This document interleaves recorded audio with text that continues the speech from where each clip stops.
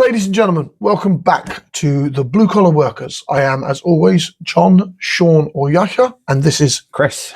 And as always, this is your voice, your nation. Thank you very much for coming back to Season 2, Podcast 4.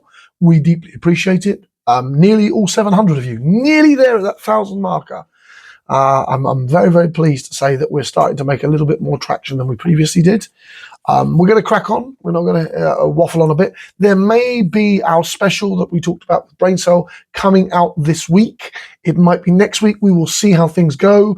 The material is in the final stages on their end, and I'm quite honestly looking forward to seeing what you think of our specials. We're going to probably have a special system that's going to be directly separate from the main podcast. So we'll have our Season 1, as you know where that is, our Season 2, and then we're going to have a tab for our specials, which we will build on as we go through our podcast career. For myself today, I have the Met Police Chief has called for the mega forces in push for major police shakeup. My opinions on why I don't necessarily think that's a good thing. The US halts weapons shipments to the Ukraine over fears of its stockpile are too low. An arms-dealing country worried about its stockpile. Why am I not shocked? Shouldn't keep fucking dropping bombs on innocent people. PM lacks ambition and vision, says the leader of the Liberal Democrats, Ed Davis, in a damning assessment of his first 12 months in power. And the time is right for Zara Sultan and Jeremy Corbyn, new party. But is it already facing its first test? On Chris' side, we have... I've got stress-related drinking on the increase.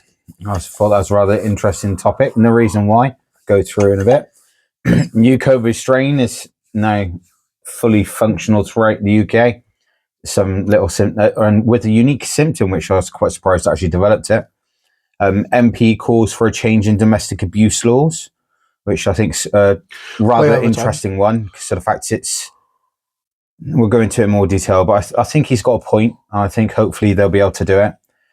Special needs support for pupils is uncertain in the latest thing. 𝐬𝐮𝐬𝐫𝐿 schools are necessary, and I think Kezem is playing with fire with that one. Yeah, and stealth tax raid on state pension could happen. You see, now I have a different opinion between me and Chris on that one. We're going to start with that one, I think. Yeah, because I think it's one of the most interesting. I think the triple lock-in is unproductive towards British society because we have a continuing aging population.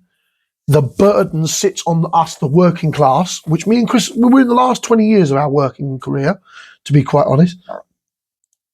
And we're getting to the point where, you know, we're having to carry a lot more of the burden of the older generation that are retiring on state pensions. But they've made no provisions beforehand. As me and Chris was discussing before off camera, he said that he'd already done himself a private pension.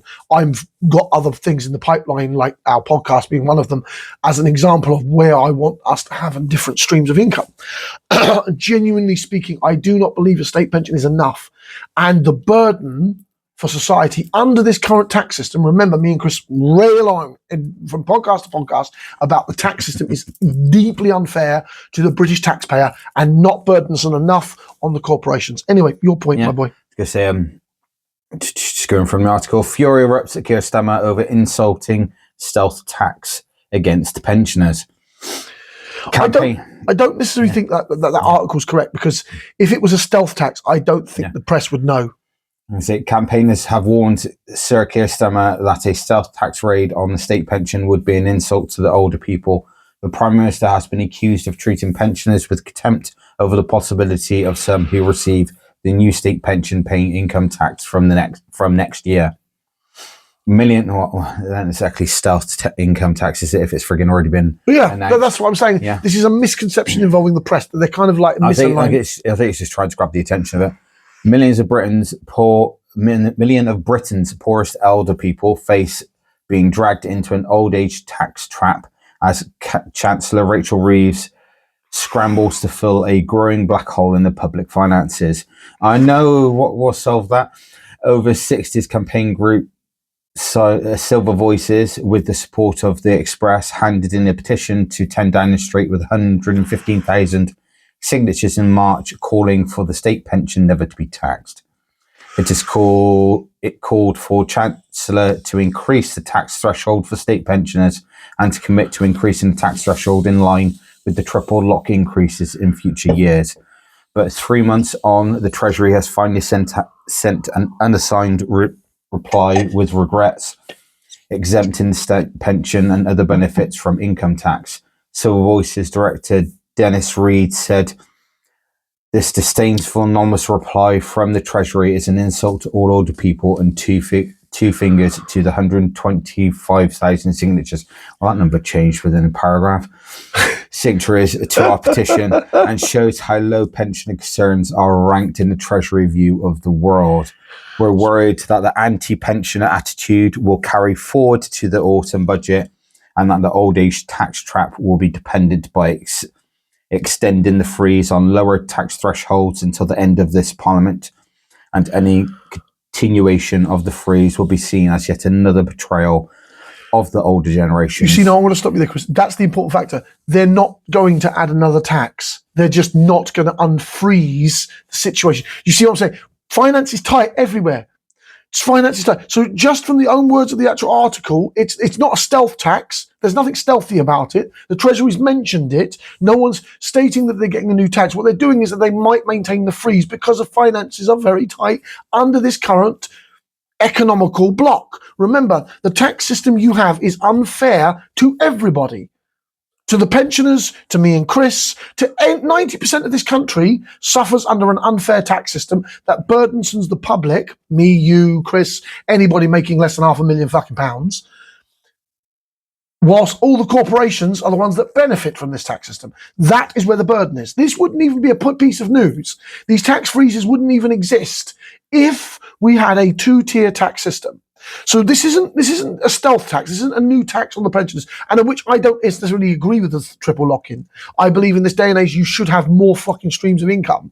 You should be more wild-wise about your economical needs. I'm just say freaking.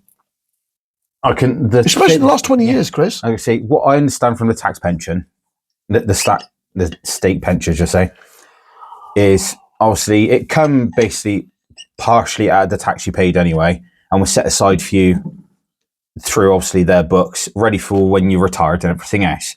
Now, back in the day, it did work because it was a bit more fairer system back then. 30, 40 years ago. And it actually worked for you as you retire. But even when I was younger, in my 20s, I realised that state pension, even 20 years ago, would not sustain me in the future. Hence the reason why the cost of living goes up. Inflation hasn't massively changed. You've got to understand the bar mark has been doing this, Britain, for the last 20 years. There was no way the state pension was going to be enough. And people who are constantly harping on about the triple lock-in are just looking to grab the voices and the fears of elderly people. These elderly people should realistically, even though they're retired, take part-time jobs. Many of them do.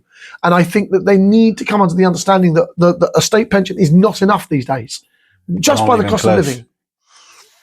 Where obviously I secured my own finances to make sure that I'm fine when I'm retired. I made sure of that ages ago. But I don't know. To be honest, I don't think the state pension should be taxed anyway, because you've already paid it.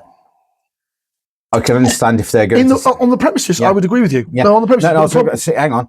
I can understand. Obviously, they pay a certain amount, but I do think that if you want that additional extra income, that's the part which should be taxed. Yes. Yes. Yeah. When you go back to partial work, or if you want to update how you get into additional income. So obviously your state pension payment won't be taxed, in my view, in my ideal situation. But then if you then realise, I need to boost due to my way of living, and you go back to part-time work, working from home, whichever it is, that section is then taxed. Absolutely. Yeah. But the problem being is that just by the article's own word, it's not stealthed. Treasury has informed you. Stealth, I promise you, if the government was doing something stealth, most of the press wouldn't be aware of it. So we won't know about it until something happens, and then we'll all be up kicking up arms. It's not stealthed. It's unfortunately a very real political understanding of where we are sat in the ideological position held forward by the disregard towards Labour. And that's the thing. What was the newspaper you got that from? Let me guess. The Mirror. The Mirror? Daily Express. Oh my Lord! They are so anti. And I don't understand why they're anti-Labour. Labour is about as right-wing as it has been in 50 years. I mean, we've already got the point that there is now a breakaway party being built by Jeremy Corbyn and Zara Sultan's new party right now, talking about that. So, I mean, the fact that the Daily Express has taken this opportunity to attack what is perceived as a left-wing paper, it's not. The Labour Party is an arch centralist at this point that is doing really badly. Right? I might consider voting for them. They're that arch centralistic, and me and Chris are a little bit more right to the centre than we are left to the centre. The fact that we would vote for this current Labour government tells you. I mean, personally, I think that Keir Starmer needs to do more. He needs to improve his domestic over the next 3 years before the next general election. As we said, brilliant foreign secretary, brilliant trade minister. I reckon he should step away from the PM part.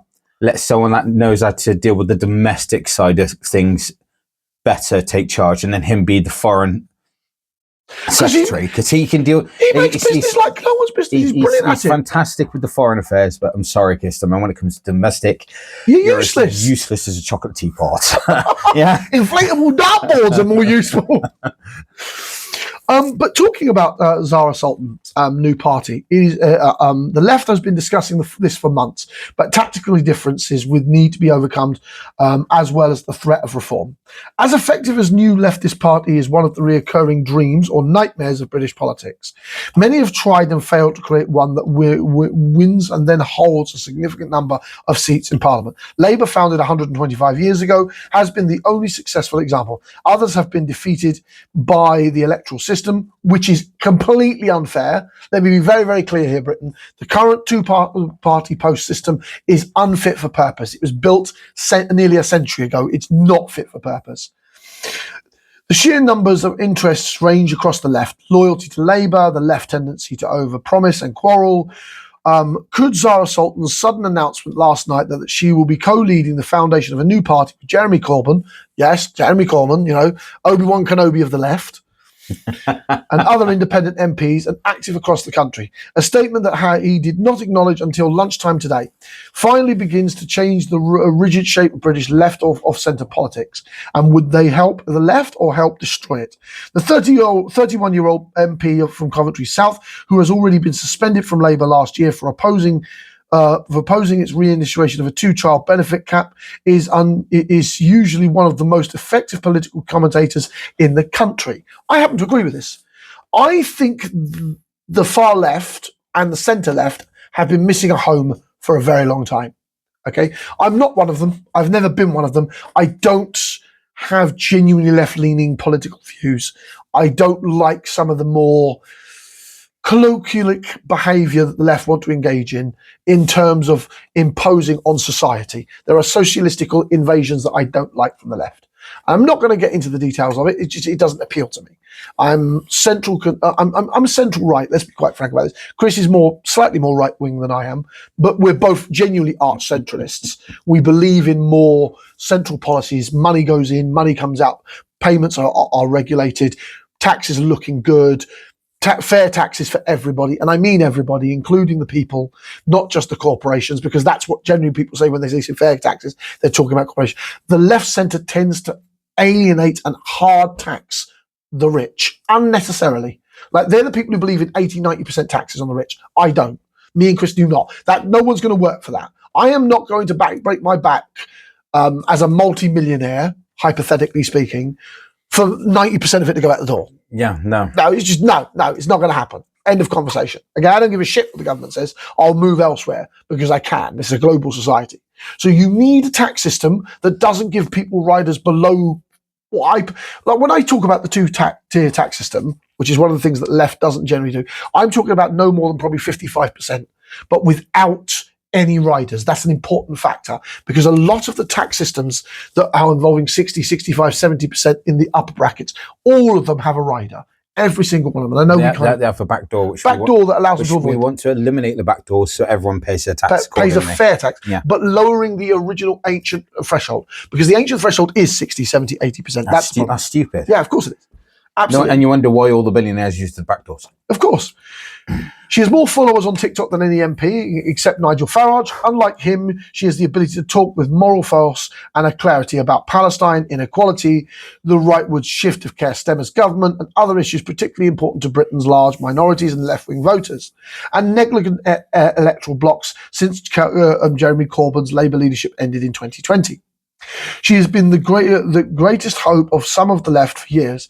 As a young woman and a Muslim, so here we go here. I don't necessarily agree with her politics. I'll be completely honest about that. She represents part of the population where the left remains strong. As an MP for a seat in the Midlands, one of the few Labour MPs to increase their majority at the last election, she has succeeded so far in the kind of place where the left needs to do better.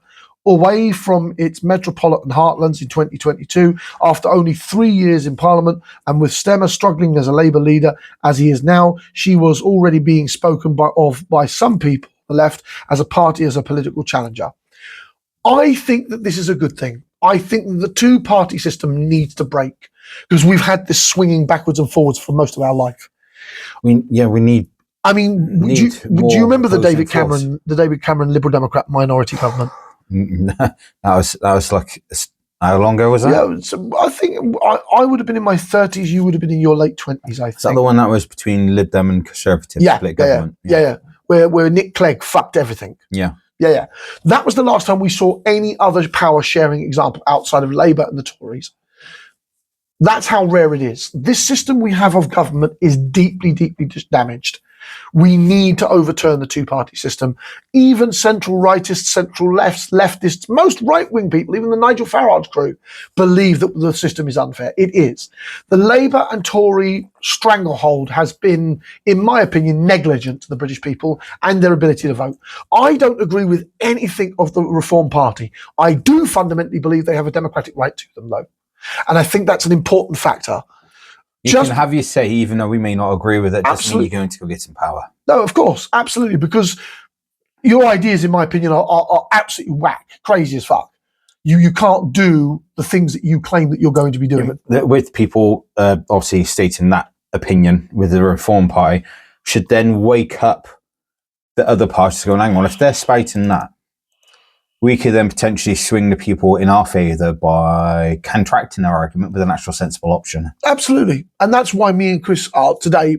I mean, if you'd gone back to, let's say, Rishi Sunak, I would probably say I'm a soft conservative, but especially when it comes from the financial point of view. Mm-hmm. But that's why I find myself politically more comfortable in the Liberal Democratic Party, because they understand how to look after the bloody money without giving away too much to the super rich.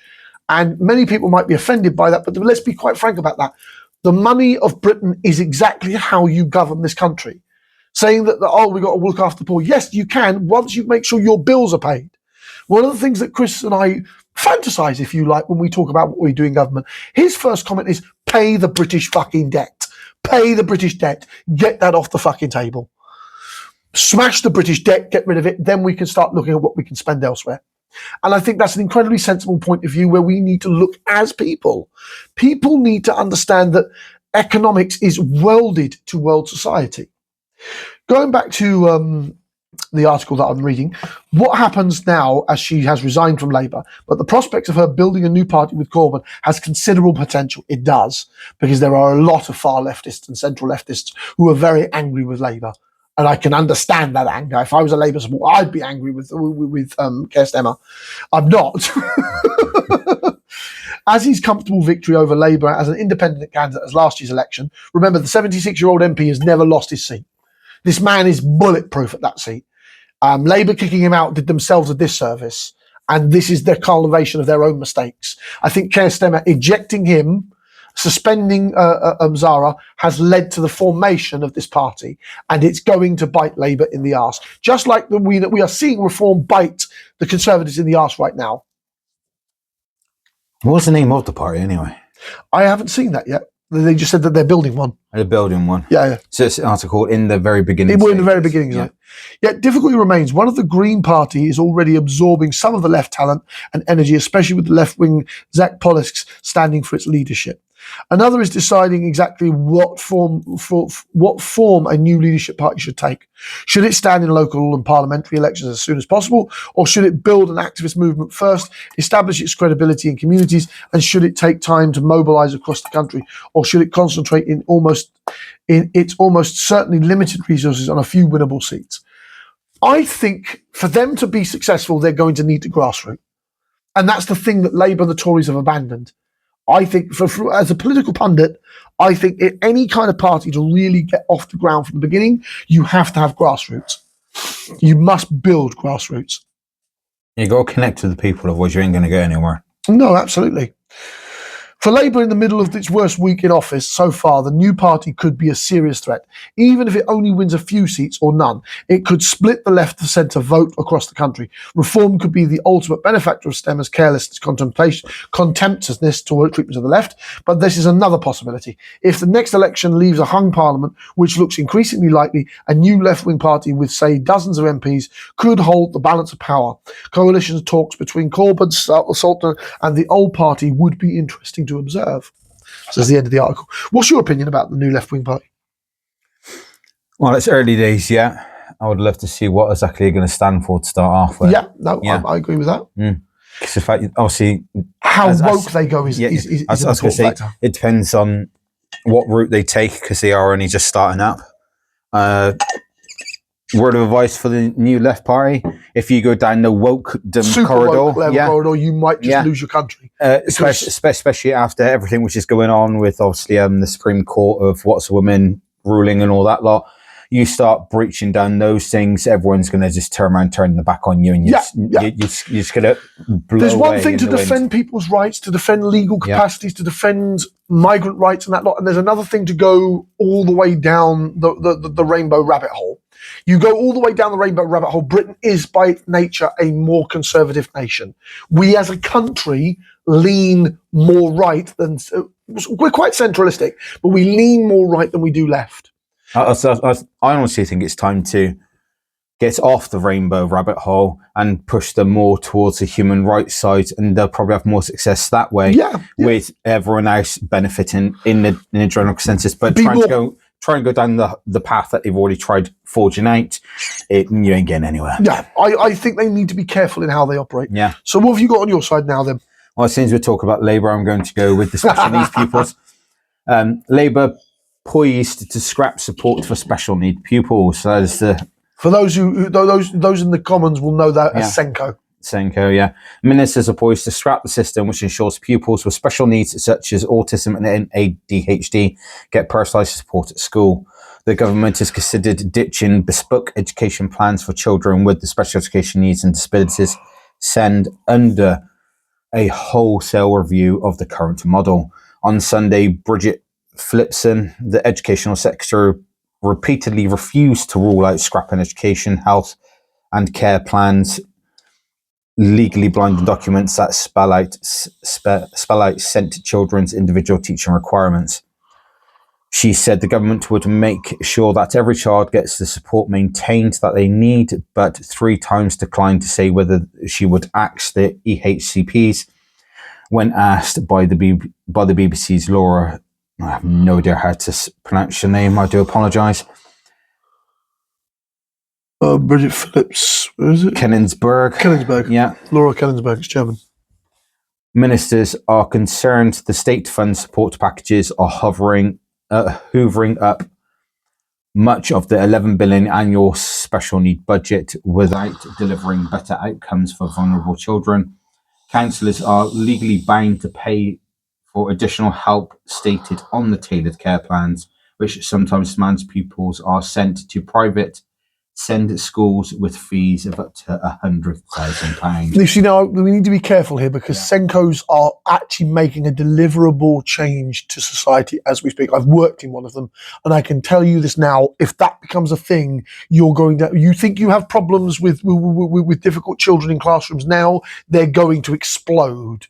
What 𝐶𝐭 has done effectively, they've taken the special needs children, all of these beautiful kids, moved them into classrooms where they can be specially educated educated and trained and taught how to be human beings, and let the bulk of society do what it needs to do in the academies, in schools, and in normal other education areas that allow them. And I don't think that's a bad idea.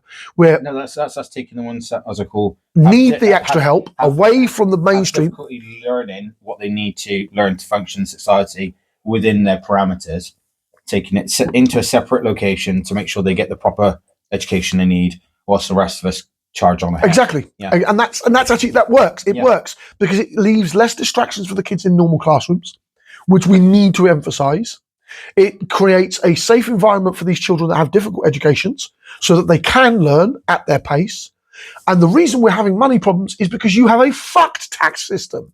Your tax system does not work for you. This would not be a problem in a two-tier tax system.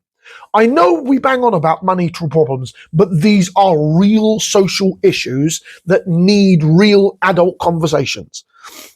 If they axe the 𝐮𝐬𝐭, they will compound their problems. They will compound them with parents. They will compound them with normal academies and schools. They will compound them involving the education of our next generation, which is already having problems. We do not need to be fucking around with this. No.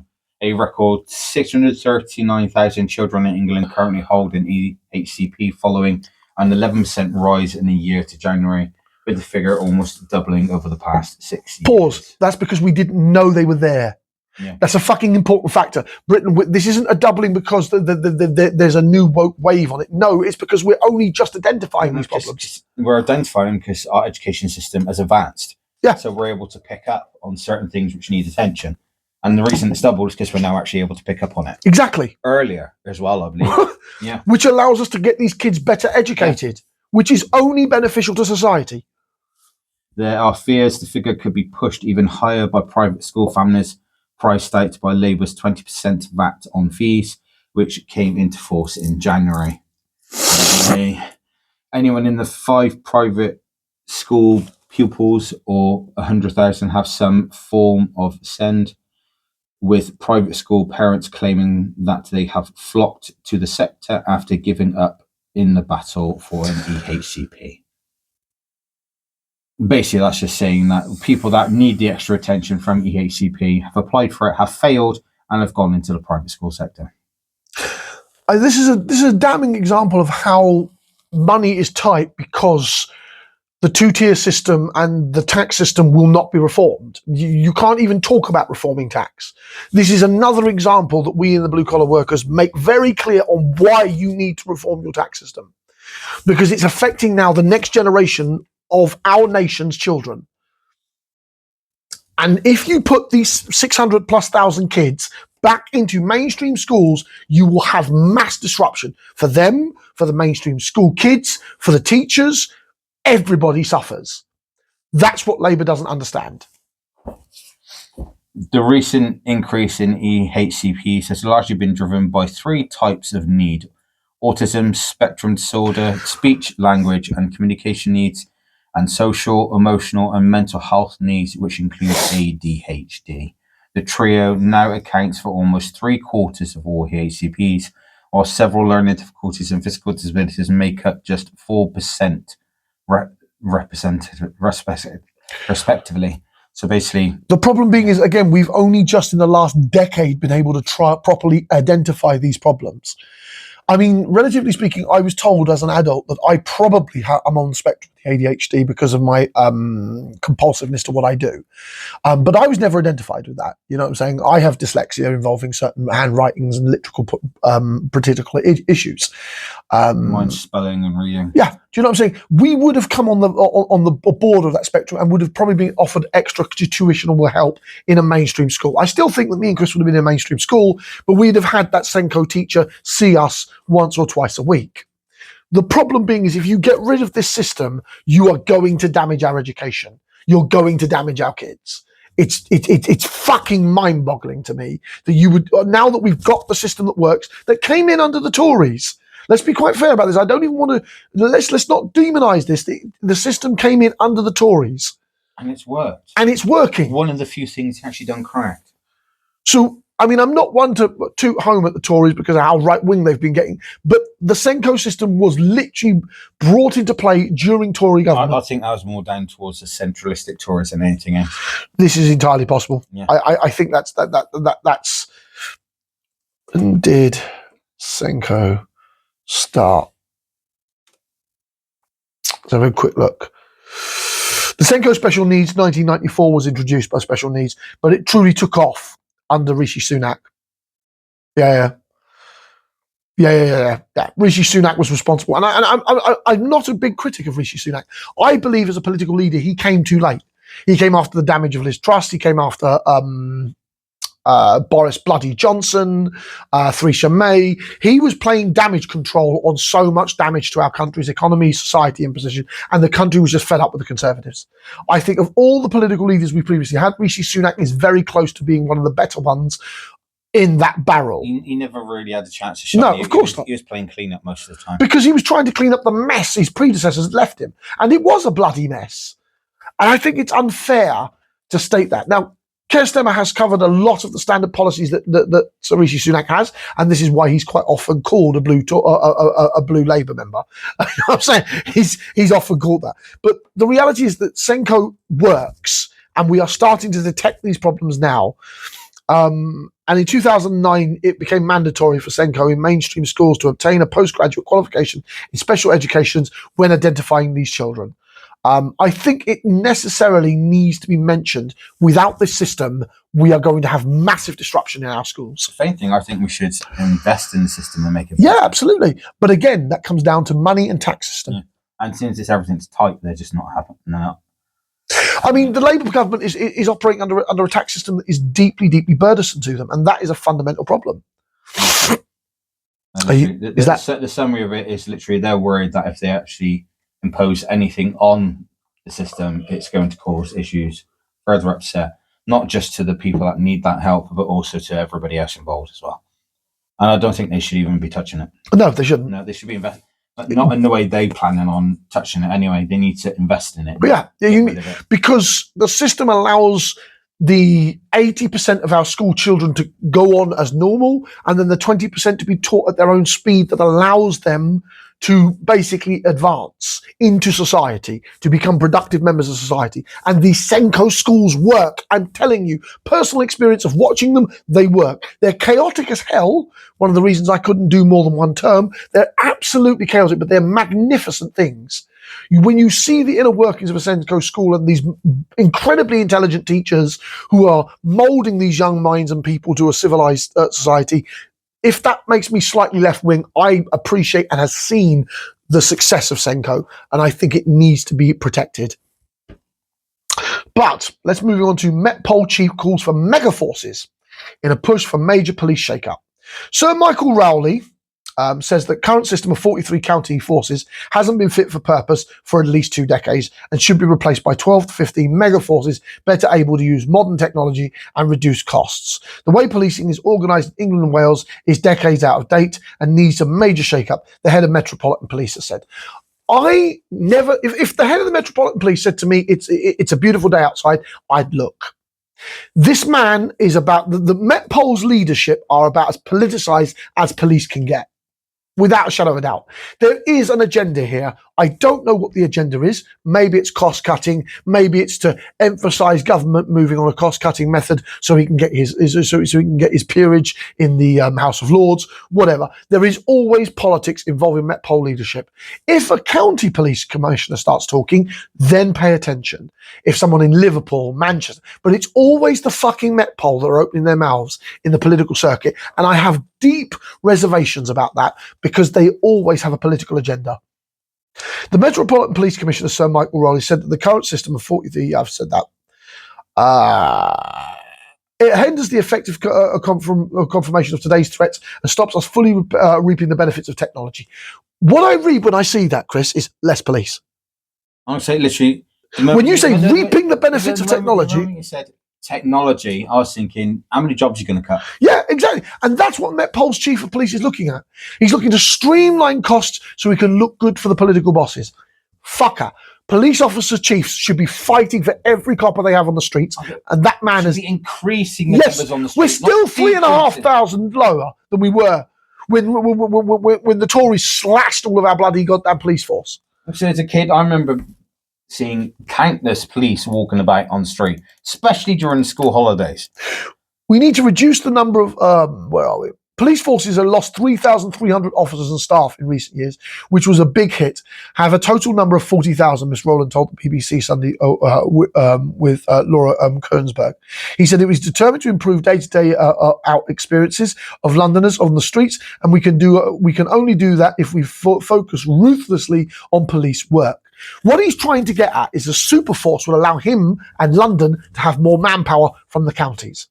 That's what I'm reading from this. So he wants to pinch from pieces like Essex.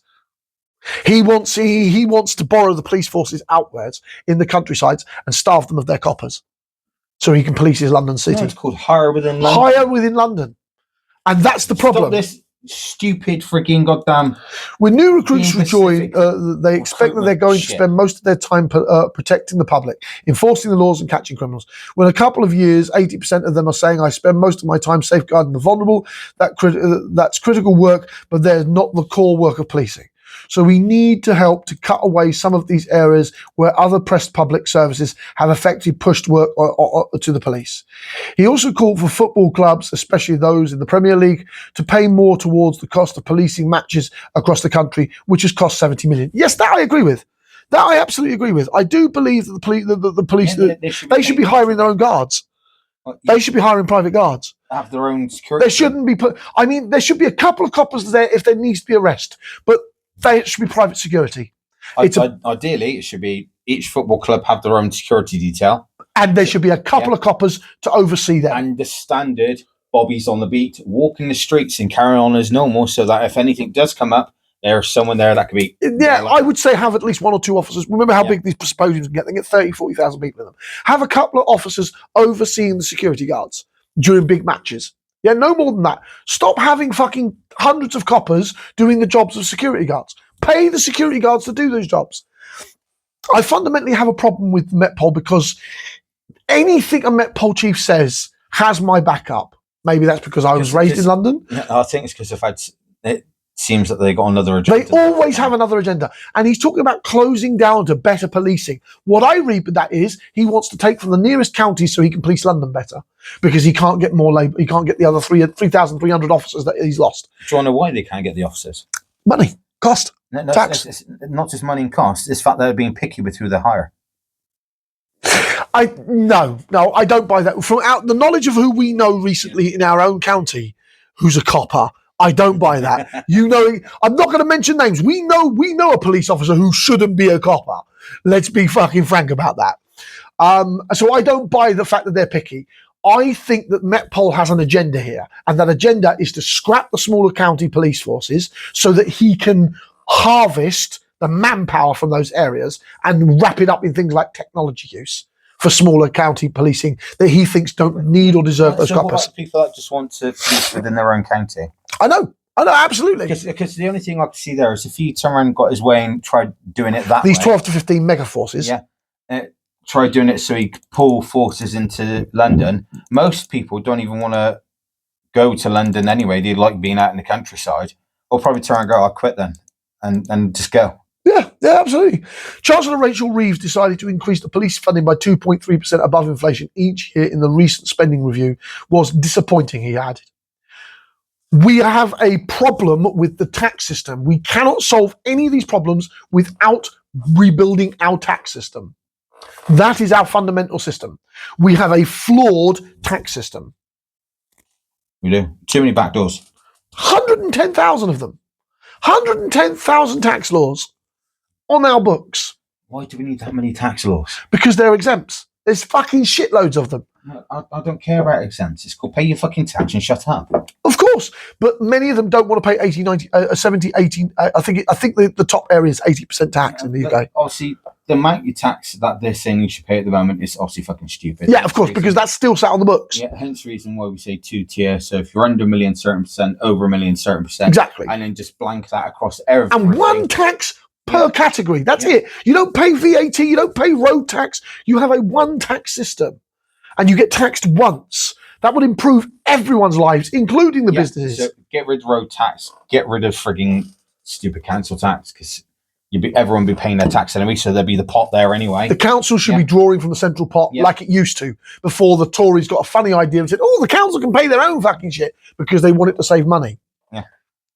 Get all from one pot. Everything's regulated. Everything's under control. Everyone's happy. Not none. I just fundamentally, every time I see the word Met Police Chief, I'm like, what's he up to?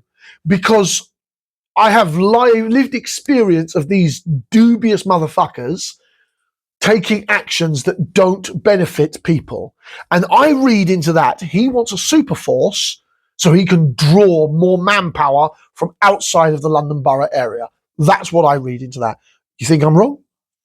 I think it's definitely a possibility. Definitely. What we got on your side then, my boy?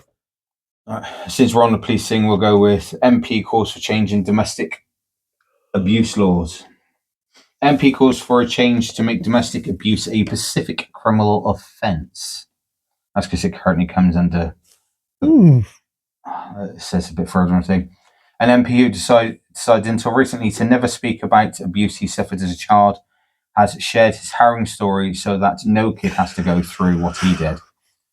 I'm not going to lie, I was reading this and as much as it is an inspiring piece, I want to get to the main The meat and veg of us, yeah.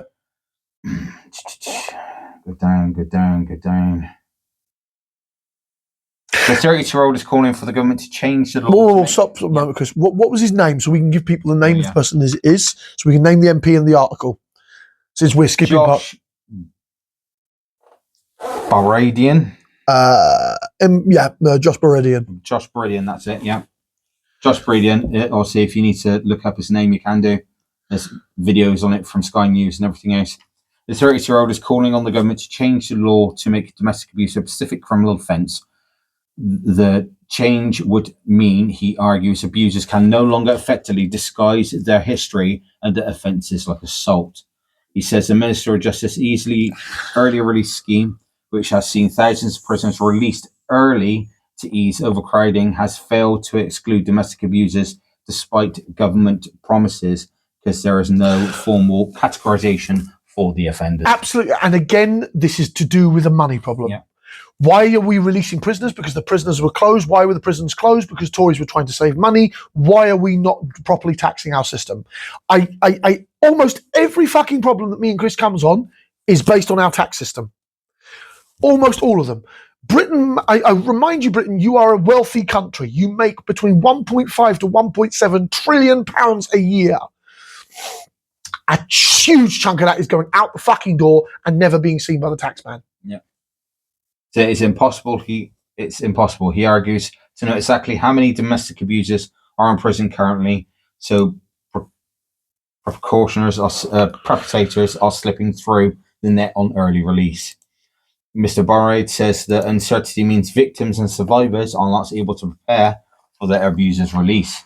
He said they might need to move house or move their kids to a new school, shop in different places. All those kind of things are so important. And so that's why the commitment the government made was so important. A spokesperson of the Ministry of Justice said, our thoughts with all the victims of domestic abuse. It takes immense courage to speak out.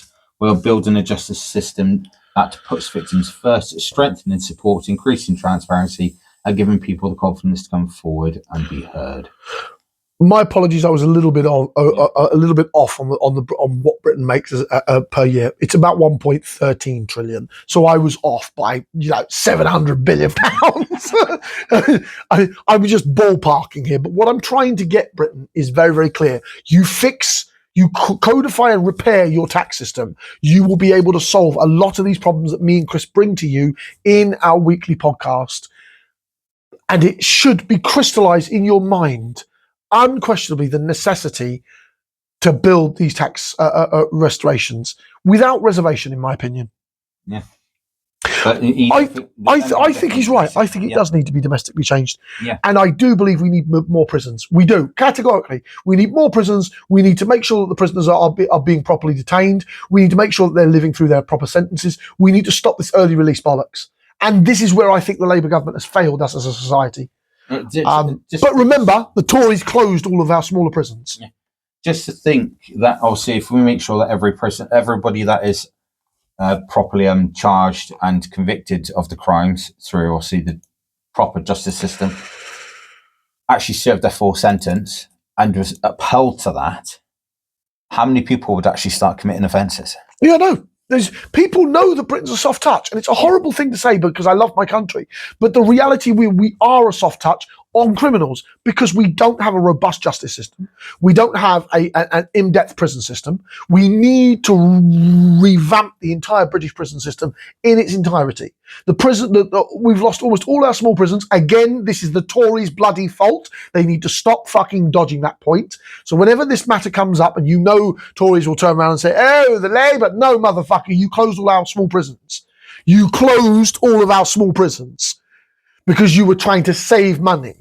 You've saved nothing. You've just kicked the fucking problem down the road, and now we're dealing with it right now as domestic abuse motherfuckers are being let out early. This is... That's where the smaller prisons could easily have held Absolutely. Absolutely. And this is, in many ways, a Tory wound kicked to the British people. Sort our tax system, Britain. You will solve a great deal of our social political problems. Almost all of them. Fix the tax system and all the black holes that are in it, all of the slip holes that you have, and you shall then reap the benefits of a fairer, better society. Yeah, that was literally it. But I do agree that it should change, should be categorized under something, because they are literally escaping through the early release system due to assault. So yeah, no, it's disgusting, Chris. It's absolutely disgusting. And I think people need to start having a conversation about the failure of that system. They generally do. They do. Anyway, moving on. PM lacks ambition and vision, says Ed Davis, the leader of the Liberal Democratic Party, in a damning assessment of the first 12 months in power. Keir Starmer risks becoming little more than a continuation of Rishi Sunak. I do not necessarily think that's a bad thing. So take from this article as you do. Even though he's my party leader, I still think he's underestimating what Rishi Sunak was trying to achieve economically for a society because of his lack of vision and ambition. Ed Davis has said in a damning assessment of the Prime Minister's first year, the Liberal Democrat leader, whose party record is best result in the centre, the best record results in a century in the last general election, said believes that Starmer was a decent and principled man, but that it was unclear what he stood for. You can see Starmer almost sleepwalking to becoming the country's Rishi Sunak, David told The Guardian in an interview marked 12 months since the 2024 election, in which the Lib Dems took 72 seats. Now, I don't think that's a bad thing. Rishi Sunak was doing a lot of damage control. We now have a Prime Minister who is doing more damage control. We need damage control Prime Ministers because we had 14 years of political fucking failure. This is where I disagree with our party leader. We need to fix the issue. The damages, because they've been fucked up. The only way you can progress forward is to fix what's broken. Took a look. Liz Truss almost crashed our fucking market. Literally, she almost crashed our market. And in a marketed economy, that is incredibly dangerous. It is as if there is no ambition anywhere. There's no ambition on Europe, on get growth. The 10-year NHS plan failed to mention social care, failed to mention family carers. It could turn out to be the most expensive sticking plaster in history. We've seen the chaos on welfare, even on defence. They're not talking the steps we need, and with the foreign agendas where we're supposed to be doing so well, I don't think the position on Donald Trump has yielded the sort of deep results that we needed. I disagree. I think the Prime Minister has done actually very well in that regard. It's almost as if, like Sunak, a tweak here, a tweak there, it's all he thinks needs to be done. I agree with that, but we're trying to fix the Liz Truss, Boris Johnson, fucking Theresa May, David Cameron's horrific fucking Brexit. Brexit was the mistake we came from. We are still dealing with these damage controls. It wasn't executed properly? It was fucking horrific. Absolutely horrific. Because I reckon they thought we would turn around and vote to stay. Oh, yeah, absolutely. And they didn't realise we'd all turn around and went, fuck off. I think that was a bit of self-goal, though. I do believe leaving the single market has been the biggest damage we've done to ourselves as a country. I understand that many people want it for migrations, but as I keep arguing this point, we are poorer than we were in 2016. We have not resolved any further our migration problems since 2016. Why did we leave Europe? I think that was the selling point of the of course. We were going to be better off because we're not spending money in the EU pocket, and we are going to have our migration problems solved. We've done neither. We've done absolutely neither. So the two things they said they were going to tackle, they've done zero. Exactly. And this isn't a Tory or a Labour problem. This is a reality that the Brexit was a disaster. And you can't put lipstick on a dead pig, because that's realistically what you're trying to do. It's a dead, rotting carcass of a pig, the Brexit. It's as best a deal you're going to get. And when Nigel Farage even attempts to come near power, we are going to see a fucking disaster, an absolute national disaster, because this man is a populist and has no real thought out plan on how to solve the Brexit problems. I think it's important that people, returning to Denver's statement, I think it's important that people do hear that, because with the distrust of politicians, it's important people do see that politicians value things like family. Because David was talking about his caring about his son who is disabled and his mother when she was ill, praising Stemmer for discussing in a recent interview how he had previously sorted through the possessions of his brother Nick after he died last year. Politicians are human beings. We must remember this. So they are flawed as human beings. We can't keep attacking them as if it's a personal attack upon you. You need to realize policymakers are still human. They are capable of flaws and failures. But as the Prime Minister, there needs to be something that people can get behind. He needs people to understand where we're going. And I don't think anyone, even his own party, has a real feel for where he's going. On that point, I agree, because he's doing so much damage control. And I'm not a defender of Keir Starmer. Me and you have criticised him quite a lot. I do feel that because he's still in damage control mode, the Labour government doesn't know which direction they're going in. And I think they should have taken that huge injection that of money that they've put recently in the NHS and gone with rebuilding the NHS and put that as their mission forward.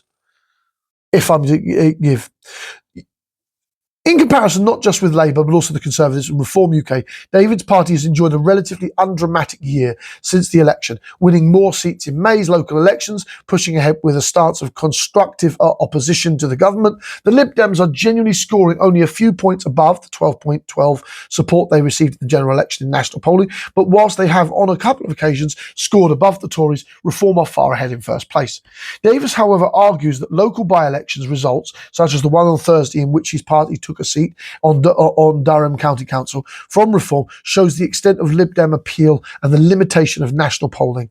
In part, the country where we haven't been doing so well, we're really coming back. And I can see a pathway for us doing something very special in the next election. I think we will be surprising people again, he said. During the last parliament, if I said, look, we're going to win 72 seats, I think they would have questioned my objective and rationality, but we knew what we were doing. He has won 72 seats. The party leader currently is doing very, very well, and he is hoovering up the centre of the country. But in regards to our economical needs, I think the party leader needs to understand that there is so much damage that has been done in this broken system. He needs to adopt a more wider view on how to fix our economy. And I think in the system we have, I think the Prime Minister's doing well, economically speaking.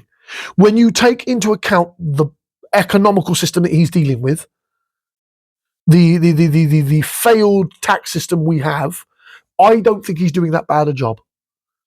He's patching up a lot of damage work. Yeah. But he's But you can't fix this problem anymore. Yeah, I was going to say he's ignoring other bits which need to be done. But absolutely, because that's all you can do. All the patchwork that's been done by him, by the previous ones, and everything else, it's just going to fall away because it won't be able to support anything else because we have a core issue which needs to be addressed. No, I know. Without addressing the elephant in the room, the tax system, all you can do is micromanage the change and differences in the UK. And that is where fundamentally the British Labour government has basically failed us as a society. This is where you need a party which is able to come and take control, do that micromanager, but then have a separate department which is then turn around and sorting out the big issue. The big issue being we must resolve our tax problems, which is the tax system. But trying to find a party which is willing to turn around and challenge the tax system, that's a fucking scary thing for them.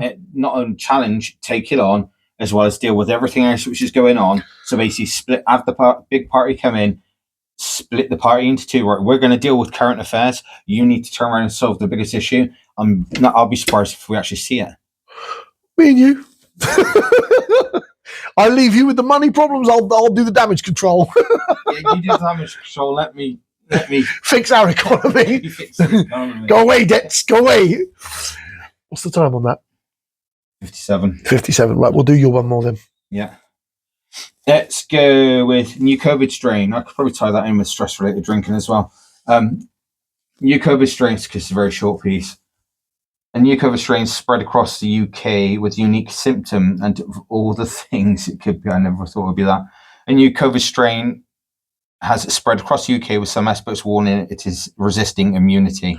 Unlike other strains, the Stratus strain is known to have its unique symptom of giving people a horsey throat, otherwise a sore throat. Yeah, that's a new one. It has mutated.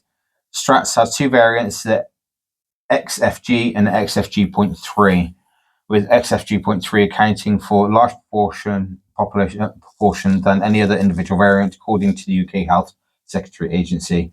The XFG and XF3 variants currently account for around 30% of the COVID cases in England. Jesus Christ. It is normal for viruses to mutate and change over time, Dr. Alex Allen, consultant epidemiologist, said, adding it continues to monitor all strains of the COVID in the UK. While many experts warn the highly infectious nature, Dr. Allen noted, based on the available information so far, there is no evidence to suggest XFG and the XFG.3 variants can cause more severe disease than previous variants, or that the vaccinations in current use have less effectivity against them. It comes as new COVID variants continue to spread throughout the country, with numerous giving people razor blade-like sore throats last month. Jesus. The new virus variant, officially named MB1.8.1, stemmed from the Omicron variant and was the first detected in January this year. It is quickly spread across China and Hong Kong and has now been recorded in several states across the United States and Australia.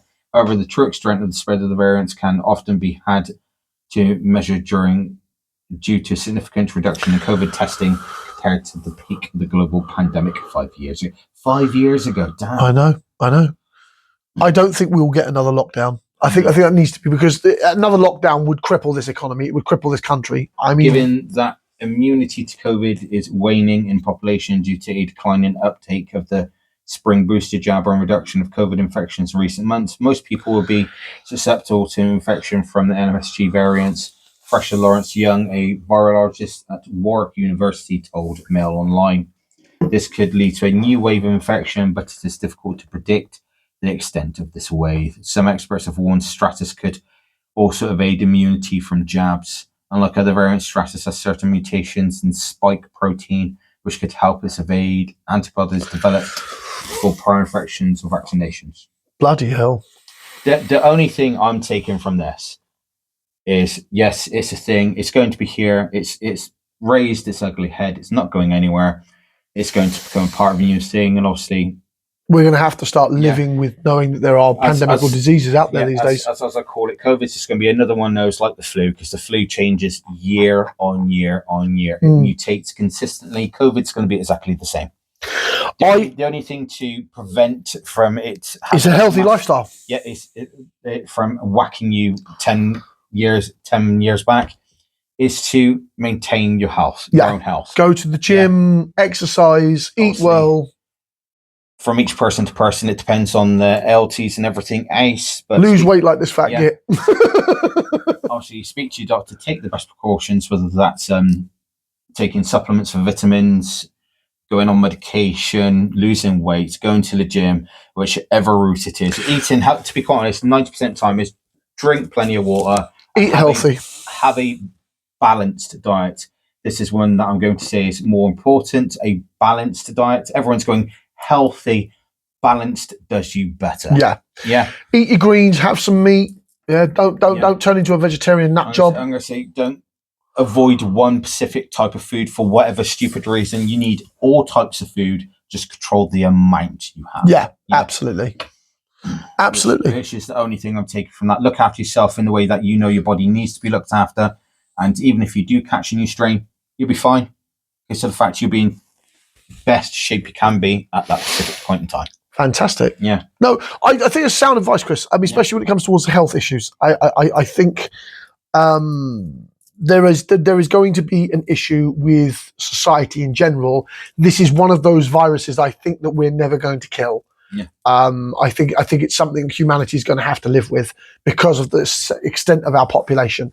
Unless at some point they build an immunity chip that makes us immune to all diseases. Which leads nicely into stress-related drinking on the increase due to work. Fucking hell. Yeah. I'm against all forms of drinking for work. I just unquestionably. I'm not going to lie. Part of the British population, we do like our pint down the pub. I'm not going to lie. The only thing I can see from this is obviously if you're having stress from work, you need to assess whether that job is actually right for you and adjust your job accordingly. But obviously situations depending on everything else, you have to do it in your own according time. The only thing I can say is watch how much you drink. Because there is a limit when it goes beyond a point of, okay, it's just relieving a bit of stress and it's not doing any harm to my health, to it's detrimental and you realise you're in an AA meeting. Yeah. To avoid the AA meetings. Yeah. Obviously, we do like our drink. When I say avoid the AA meetings, I mean don't drink to the point where you need them. Yeah. I don't mean don't go there if you need them. Please go to them if you need them. But what I'm trying to say is don't drink excessively. Yeah, don't get to the point where you need to attend those AA meetings. Yeah, I had a thought moment of Jesus. I just told people not to go to AA. Don't get to the point where you need them in order to come off it. Yeah. Get to the point where you can maintain it without an issue. If you're going to drink, which I think is, I personally think I'm teetotal. I fundamentally believe that alcohol is one of the worst poisons that's ever hit this country. I don't mind having a nice lovely cider with a meal at a special family event. Yeah, cider. Yes, cider. Yeah, I am a cider drinker. Now, when I used to drink, it used to be ale or it used to be Guinness. Obviously Irish. Well, I'm a cider or spirit drinker, depending on what I fancy. No. Vodka bottles back in our day. How many did we go through? Oh, wow. Still standing. Yeah. On about, I illegally drove after only 6 hours of sleep. And you're like, are you sure you're all right? Yeah, I'll be fine. I'll phone you when I get home. I do phone him. I got home. I don't know how I got here. I've been at my other half at the time. In my ear. You should let him stay. I did give him the option. He said no. I just jumped on the bike and drove. It was a really early Sunday morning. There were no cars on the road before anybody gives me that day. Literally, when it comes to obviously the increase of drinking due to stress and everything else at work, obviously due to pressure of deadlines and obviously everything else, anxiety and all that lot, I would say take it into great consideration how you use your drink. Yeah. So the fact, obviously, it can lead down a very slippery slope. No, it's a detrimental thing. This is one of the key reasons why I gave up alcohol. On top of it being my religious obligations. Obviously, everybody has their own approach to obviously when they drink alcohol and everything else. I try to keep it within certain occasions, completely. Which I think there's no issue with. I usually tend to have it with food, which acts as an absorber towards it. Definitely. Which, to be quite honest, it negates the effect of being pissed. Yeah, not hugely, but it does it takes the edge off. It makes less of a problem. Yeah. But literally, I would say watch what you're doing with it because I know stress could be a big thing. I'd say stress would be the more bigger killer than alcohol. I genuinely think if you're so stressed about the job, find a new job. Yeah. I mean, there is still work out there. We are still massively problematic with involving industries. You can shift industries. I always say try to find that job which keeps your stress level minimal, so that you can handle without an issue, and it doesn't really affect your own personal life, and obviously creates you a nice lovely fat paycheck at the end of the month. But obviously trying to find that balance is hard for people. Definitely. Yeah. I was going to go on to the US halted weapon shipments to the Ukraine, so I'm going to briefly touch on this before we end today. The Pentagon has halted shipments of the US Patriot air defense systems and other precision weapons to Ukraine after concerns the US stockpiles were running too low, prompting alarms in Kiev. If you're an arms-dealing country, these are things that you should have bloody seen. You should have seen them. You should have perceived them. You're an arms dealer, America. That's what you do. You sell weapons of death to everybody. You sell them all the fucking time. Why are you now concerned about stockpile? I thought that was the business you're in. Or are you useless at that as well as world police? This just makes me absolutely chuckle. I'm sorry, but that means Israel, you fucks. Yeah. Yeah, no, Chris, on the ting, mate. That's probably why the Israelis went, well, peace to the Iranians, because they realised, uncle brothers, like my weapon stack's looking a little empty. They turn around and go to a little weapons stockpile. I need some more weapons to take on around. Sorry, I ain't got it. What? I ain't got it. Shit! Fry flag.